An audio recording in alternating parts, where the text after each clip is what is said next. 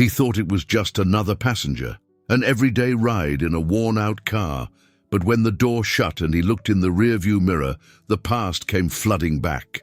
A forgotten bond, a billionaire in disguise, and one final chance to change everything. Rain danced against the windshield like a soft drumbeat, the early morning gloom smudging the edges of the city into dull grey. Henry's fingers gripped the steering wheel tighter than usual, knuckles pale. His back ached more today, a low, throbbing reminder of the hours he'd spent hunched in this old Toyota Corolla. 62 years old, a once proud carpenter turned Uber driver, now whittled down by bad luck and time. "Come on," he muttered as another notification popped up on his cracked phone screen. Another ride, surge pricing, downtown pickup. He hit accept.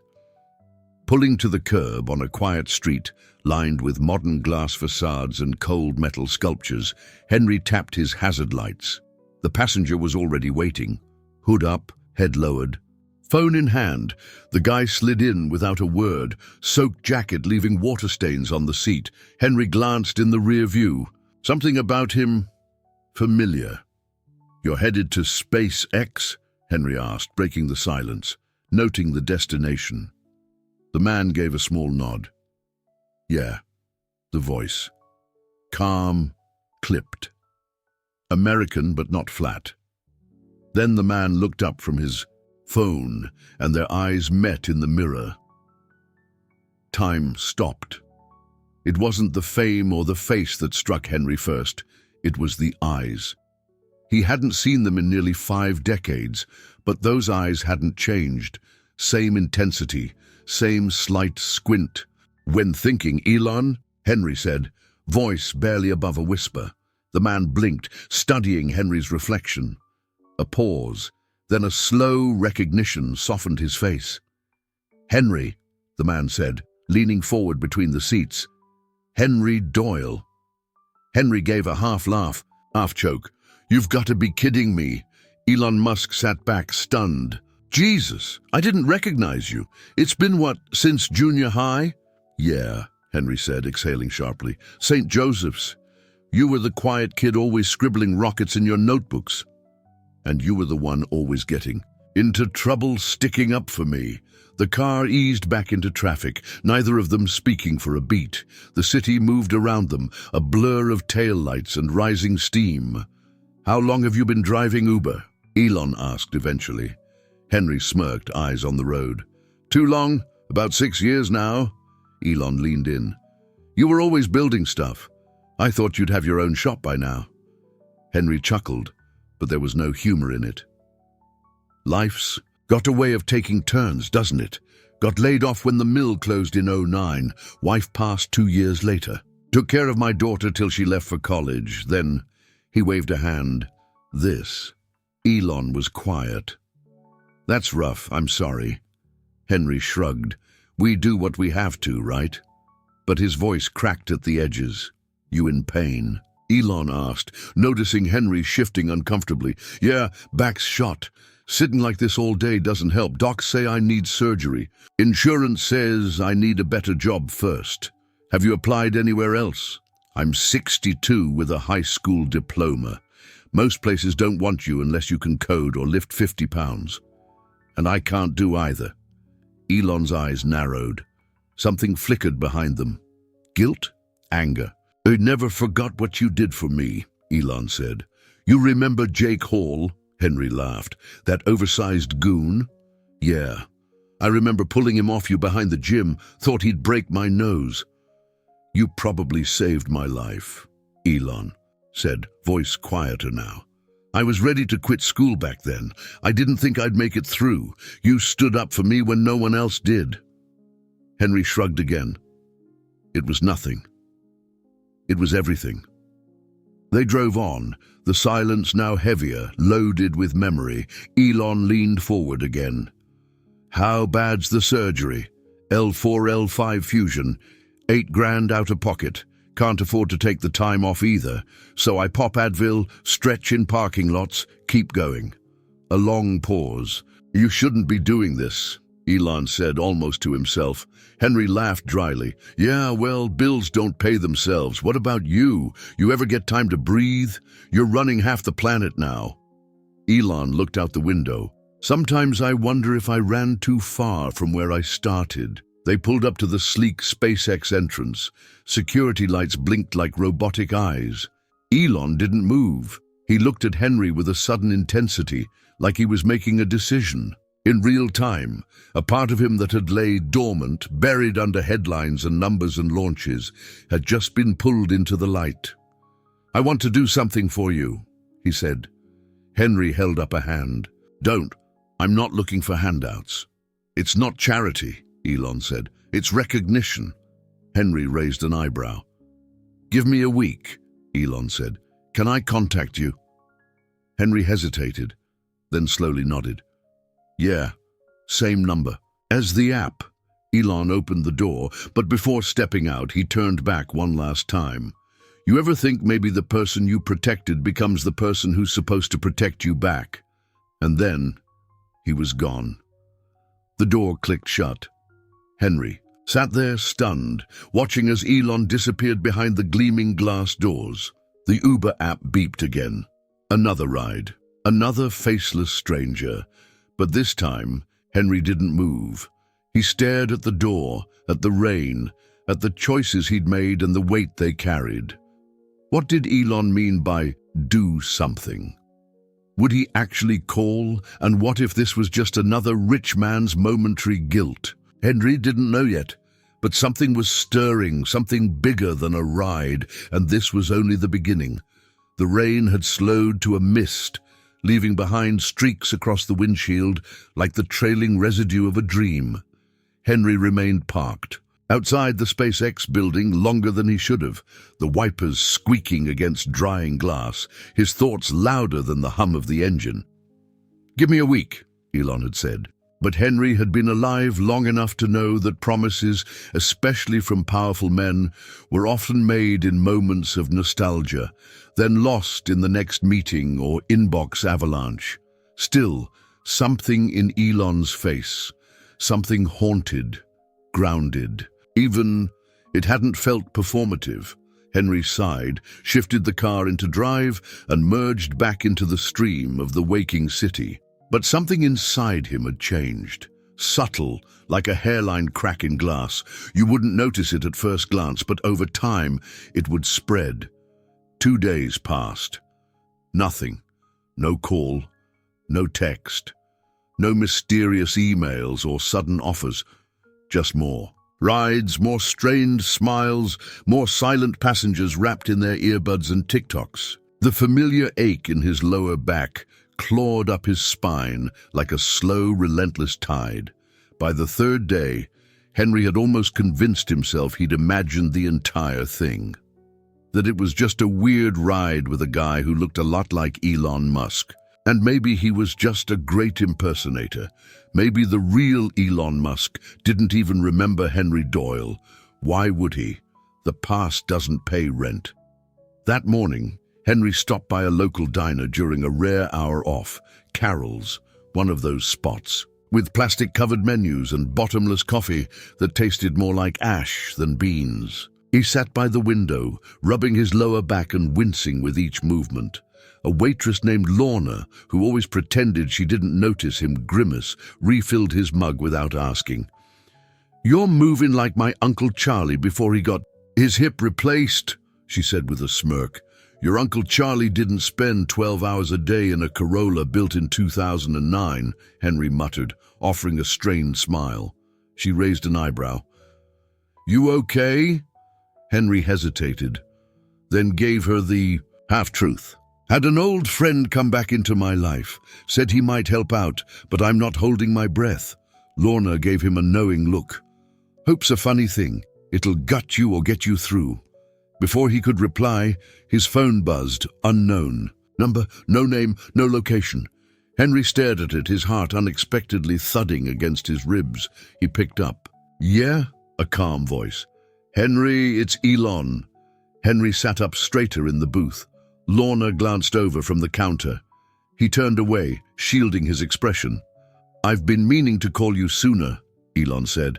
"I've been dealing with something." "That's all right," Henry said, but already the old doubt was clawing at his throat. "Didn't think I'd actually hear from you."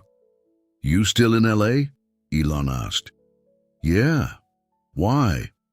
"I want you to come to the Hawthorne campus tomorrow, noon. You'll be on the list." "What for?" There was a pause, a conversation, and a chance to change a few things. The next day, Henry found himself driving past the same monolithic gates, the same sleek security checkpoints. This time, the guards waved him through without a second glance. Inside, the world felt otherworldly. Gleaming metal corridors, echoes of conversations in accents from every corner of the globe. Engineers moved like chess pieces, focused, fast. It wasn't a workplace, it was a launch pad of minds. Woman with a clipboard met him in the lobby. "Mr. Musk is finishing up a call," she said, gesturing to a private lounge. "He'll be with you shortly." Henry stepped inside. The room was minimalist, modern, almost surgical in its design. He felt like a grease-stained relic in it. His boots squeaked faintly on the polished concrete. The door clicked open. Elon entered, not in a suit, but in a plain black t-shirt and jeans. No security, no entourage, just him. "I didn't expect you to come," he said. "I didn't expect you to call." They sat across from each other. The silence between them buzzed.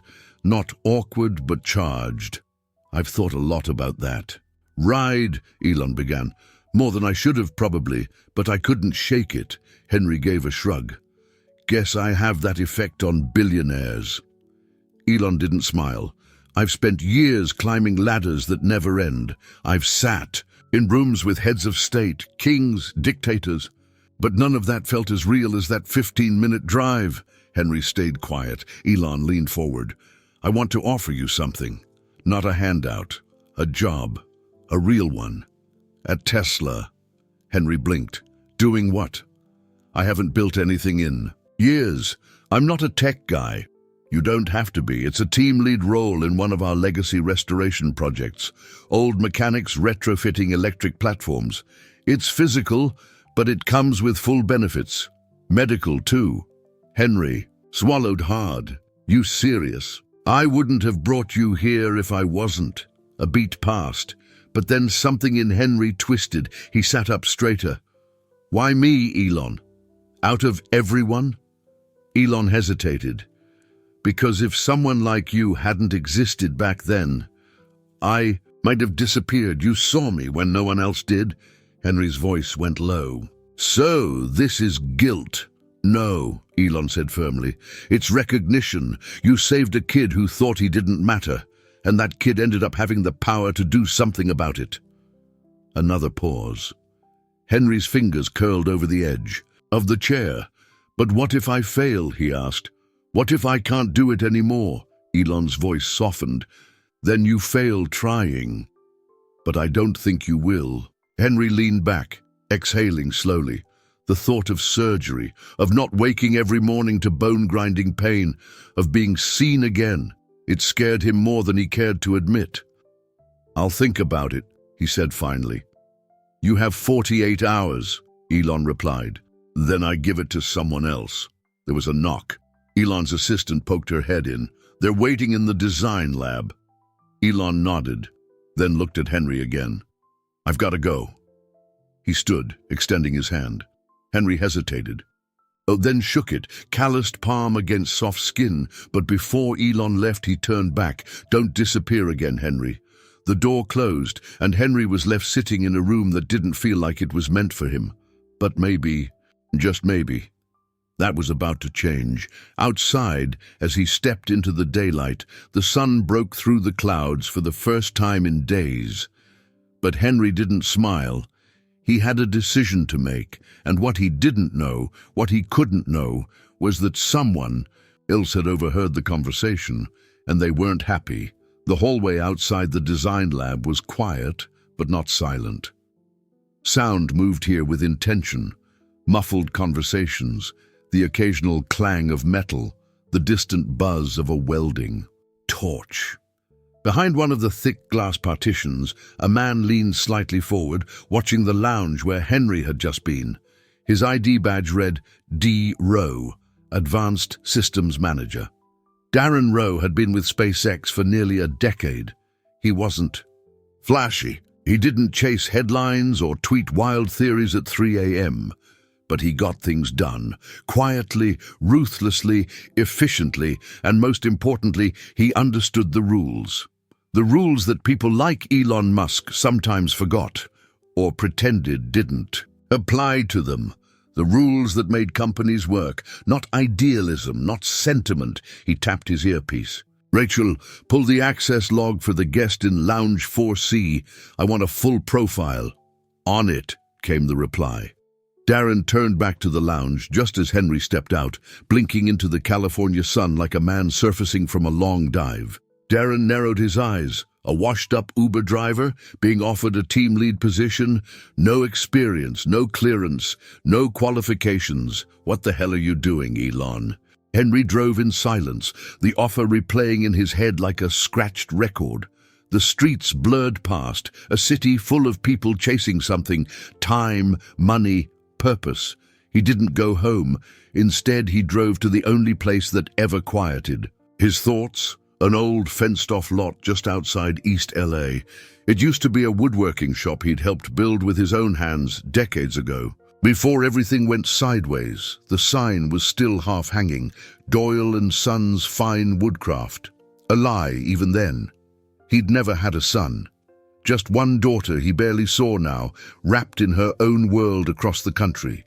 He stepped out of the car, slowly, spine stiff as steel rods, and stared at the building through the fence. Boards covered the windows.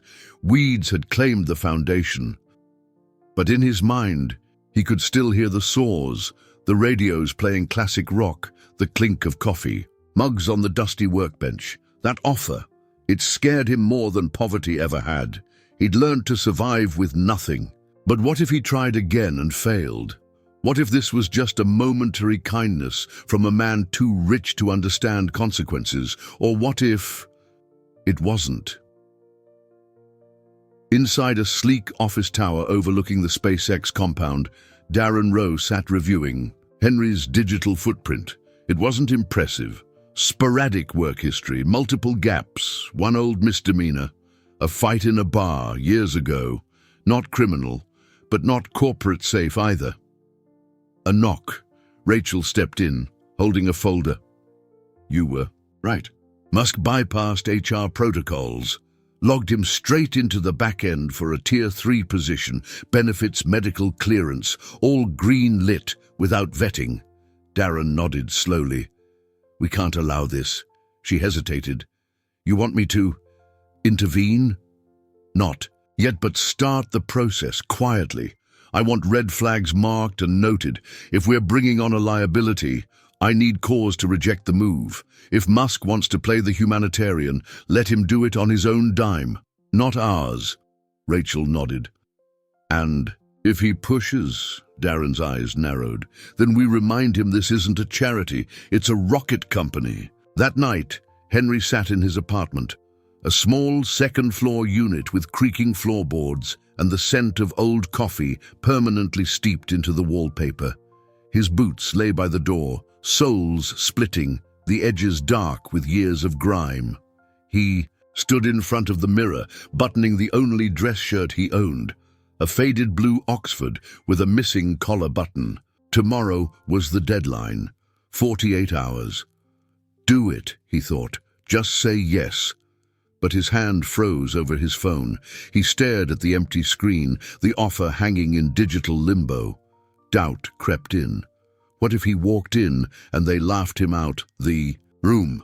What if this was just Musk's guilt trying to buy redemption? Then again, maybe it was real. Maybe this was the moment. The one you didn't see coming but changed everything. He hit send text to Elon. I'm in. Just tell me where and when. A few minutes later, a reply buzzed. Elon. Good. Monday, 9 a.m. Orientation. Fremont plant. We'll fly you out. Henry stared. At it fly. He hadn't been on a plane in 15 years. Monday came with a nervous energy he hadn't felt in decades. The flight was quick, but surreal. An assistant met him at the terminal with a company car. By 8:30 a.m., he stood at the Tesla Fremont plant's orientation wing, dressed in a new polo they'd shipped him. His back twinged, but he didn't complain. He sat in a row with others, mostly younger, mostly engineers, feeling like a fossil in a museum. A man in a headset handed him a badge. "Welcome, Mr. Doyle." He stared at it. Henry Doyle, Legacy Integration Team Lead. Just like that, it felt real, until the next moment. "Mr. Doyle?" A woman in a grey suit approached him. "Can I borrow you for a moment?" He followed her into a glass-walled office. She shut the door behind them. "There's been a complication," she said. Henry's stomach dropped. "What kind of complication?" "Your onboarding flagged a few inconsistencies. Our system auto-flagged some risks. Health disclosures. Background anomalies." "Anomalies?" he echoed, confused. "What, that I can't touch my toes? That I had a bar fight in 2004? The woman didn't laugh. "I'm sorry, Mr. Doyle, but based on our current HR protocols, we can't proceed with your placement until further review. It may take several weeks to resolve." He stood there, feeling the ground tilt. "You're kidding. I wish I was." He stared at her, then down at the badge in his hand. His name, his shot. "Does Elon know?" A pause. "We operate independently of executive influence in these matters." Bull, it was a shutdown, a clean one, clinical, quiet. Henry felt something burn deep in his chest, not pain, not quite rage, a sense of being played, of reaching for something, only to have it yanked away mid-air. He stood, jaw tight. "Tell Elon I stopped waiting for people to save me a long time ago." And then he walked out, badge still in hand. What he didn't know, what he couldn't have known, was that across the country, Elon had just opened an email from Darren Rowe, and the subject line read, "Urgent, concerning Henry Doyle's employment." And for the first time in a long while, Elon Musk was angry. Not the performative kind of anger, not the mild Twitter jabs, or clipped boardroom tone. This was the old kind, the kind that burned from somewhere primal, the kind that surged up from years of being told he couldn't, shouldn't, wasn't allowed. Elon stood in his office at the top of Tesla HQ, a sleek and angular room that overlooked the Fremont factory like the bridge of a spaceship. The email still glowed on his screen due to unresolved discrepancies and non-compliance with standard vetting procedures.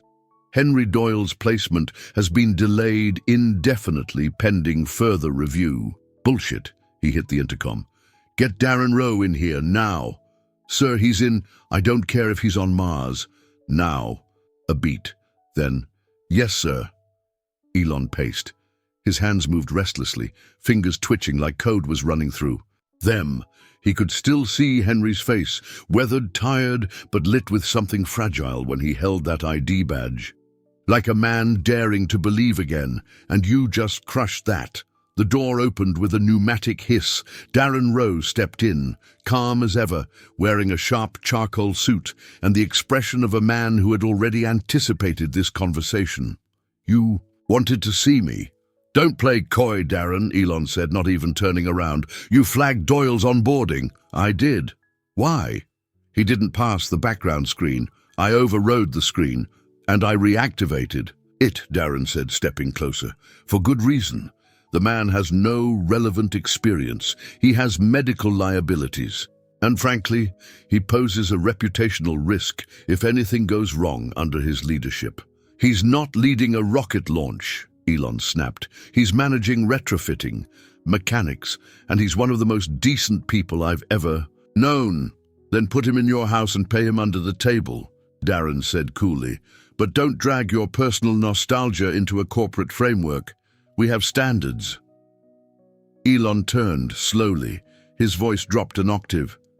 "Dangerous. Controlled. Let me be extremely clear, Darren. When I say someone is coming on board, they come on board. I don't care if they flunk your spreadsheet. He gets the job, and the benefits, and the damn surgery. Darren didn't flinch. And when he becomes a liability, when OSHA finds out, he's unfit for industrial labor, when someone digs into his past and writes a headline about your childhood friend welfare program, what then? Elon stepped closer, nose to nose. Then I'll take responsibility. Darren didn't blink. That's not how responsibility works. It rolls downhill. Always. And you know that. For a long second, neither man moved. Outside the glass, robotic arms moved silently on the floor, assembling the future piece by piece. Elon exhaled through his nose. This isn't about policy. This is about control. You hate that I made a decision without you. I hate that you're willing to set fire to the system for a man who hasn't earned it, Darren said. Elon. Both men turned. A new voice. Low. Surprised, Henry Doyle stood in the doorway, holding the same badge they'd given him hours ago, his face unreadable. Your assistant called me, said you wanted me to stay in town another day. Elon stepped forward. Henry, I'm sorry, what happened? Henry raised a hand. Let me talk, please. Elon went still. I appreciate the offer. I do. But it's clear I don't belong here. I'm not the guy you used to know. I'm not some redemption arc. I'm just a man trying to survive. Henry, you gave me a gift. You reminded me I was more than just this. He gestured at his worn jeans, his hunched frame. But this isn't my world. It's yours. And I'm not going to force my way into it if it means someone else has to bend the rules. Darren watched in silence. The moment was perfectly engineered to dissolve everything. But Elon took a step closer. You didn't ask for this, I did, he said. I offered because I believe in you. Because when I had nothing, you gave me the courage to stand back up. And now you want to repay the favor? Henry asked. No, Elon said. Now I want to honor it. A long pause. Henry's eyes flicked to Darren. And what about him? Elon didn't look away. He doesn't get to decide. Darren's mouth twitched. Actually, I do. Until you write a formal override, which takes board approval and legal clearance. Then I'll get it, Elon snapped. I'll take it to the board. I'll call a vote. I'll pull every string I need to. But he's staying. Henry shook his head slowly. You're willing to go to war over me? Elon's voice dropped. You already went to war for me. You just didn't wear a suit when you did it. For a moment, Henry stood between them, one man with power beyond comprehension and another who had never known more than survival. The space between them crackled with the weight of decades. Then Henry did something that shocked both of them. He dropped the badge on the floor. I don't need charity, he said, voice firm. But if you're serious, if this is a real job with a real team, where I'm not just a symbol, then I'll earn it. From the bottom up. I don't want the shortcut. Darren opened his mouth, but Elon raised a hand. Done. Henry blinked. What? You start at the floor level. Apprentice position. 3 months. Full medical coverage from day one. You prove yourself. Then we revisit the team lead offer. Darren scoffed. That's not protocol. Elon turned to him. Then change the protocol or tender your resignation. Silence. Darren's jaw worked, but he said nothing. Elon extended his hand again. This time Henry took it, and somewhere deep inside, something old and heavy broke loose. Not pain, not pride, but possibility. Henry nodded once. All right, let's do it. But as they left the office, neither of them noticed Darren's hand. A tighten into a fist, because Darren Rowe wasn't finished. Not yet. And the next move he planned wouldn't be about HR files or background checks. It would be personal. Darren Rowe wasn't used to losing. He had survived 7 departmental restructures, 2 whistleblower investigations, and 1 near-catastrophic rocket failure that should have ended his career. Each time, he'd made it through because he understood one thing better than anyone. Corporations weren't built on dreams. They were built on control, predictability, order. But Elon Musk had just shattered that order for the sake of a 62-year-old Uber driver with a limp and a worn-out past. And Darren? He wasn't about to let that stand. He pulled strings. Quietly, he filed a compliance review request with a partner team, disguised it in bureaucratic language, slipped a health liability flag into Henry's file. An old trick, just enough to trigger questions. Not a termination, just discomfort, friction. Make the old man want to quit before anyone had to fire him. But something unexpected happened. Henry didn't break. 3 weeks into the job, Henry was the first one in the workshop and the last one to leave. The Fremont facility's legacy integration wing was nothing like the Uber rides or even the old woodshop he used to run. This place hummed with electricity. Giant robotic arms hovered over deconstructed chassis, and every corner buzzed with the kind of precision that made Henry feel like he was inside a watch. He wasn't an engineer, and he didn't pretend to be. But when they gave him tools, something in him clicked. Instincts from decades of hands-on work came rushing back. He might not have spoken their technical language, but he knew machines, knew how they felt under his hands, how a bolt whispered before it stripped, how a misaligned frame sounded before it even became visible. Most of the younger guys were skeptical at first. Some ignored him. Others watched him like he was an experiment. But slowly, the skepticism faded. One day, a line supervisor named Mateo handed him a torque wrench with a quiet respect. "Can you check alignment on bay 6? "Feels off." Henry nodded without fanfare and got to work. That was how he earned their trust, not with speeches or bravado, but by showing up. Listening, helping, staying late to clean up messes he didn't make. And behind that steady work, a storm quietly brewed. Darren's tactics escalated. Emails flagged Henry's badge for irregular activity.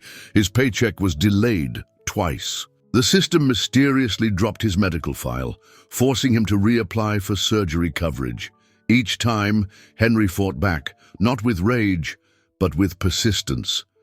He filled out the forms again, called HR himself, spoke to supervisors with calm, measured language that couldn't be twisted against him. The old Henry might have walked away, but not this time. One morning, after a particularly cold exchange with HR, Henry sat outside the facility on a brake bench, the sun warming his shoulders. His back was screaming, the pain spiking harder lately. The surgery date still hadn't been locked in.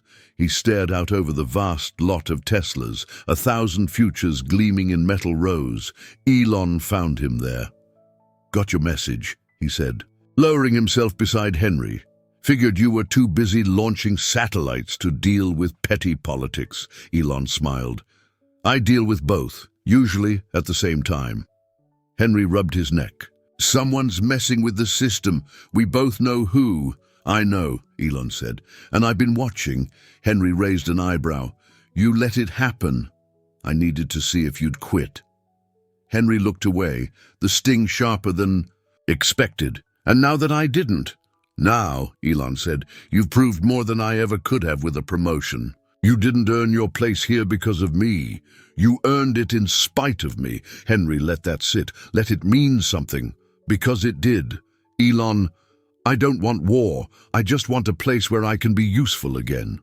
Elon looked out over the lot. "You are. You've already changed the floor culture. Your team's productivity is up 15%. You've mentored 2 new hires and, according to Mateo, you saved a $250,000 retrofit from failing last week." "I did? You didn't even know," Elon smiled. "That's how I know it's real." A silence passed between them. A good one. Then Elon stood, brushing off his jeans. "I've already submitted final clearance for your surgery. Full coverage, travel, rehab, everything." Henry blinked. "Just like that?" "Not just like that," Elon said. "You earned it. You stayed. You fought. And Darren? He's no longer with us," Elon said, "officially pursuing other opportunities. I wished him well." Henry gave a small, hard smile. "That's one way to say it." He underestimated you, Elon added. Most people do.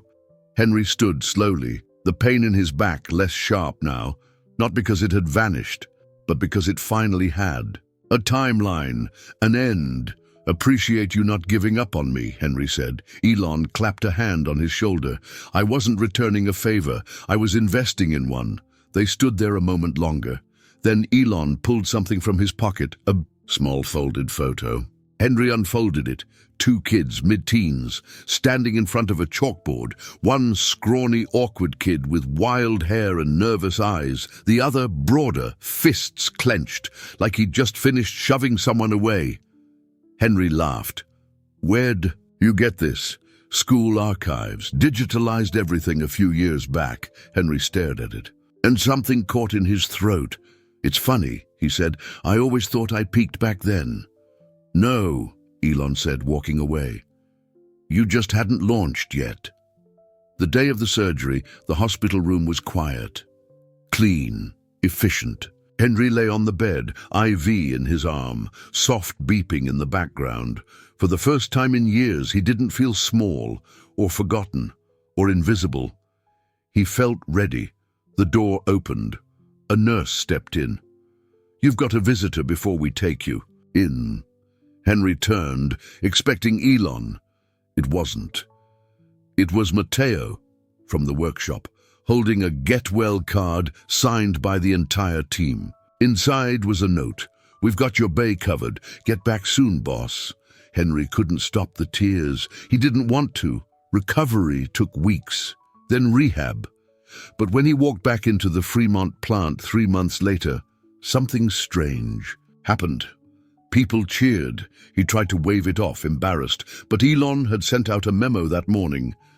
Today we welcome back someone who reminds us all why we build, why we fight, why we launch. Welcome home, Henry. Years later, Henry would retire, not because he had to, but because he was ready. By then, he'd mentored dozens, helped build a program for midlife retraining in Tesla's workforce, even consulted on the design of ergonomic stations that protected other workers' backs. And Elon, he still called once in a while. Sometimes just to say thanks, sometimes with a wild idea, but he always ended the call the same way. Hey, Henry, you still got my back? And Henry would grin, always.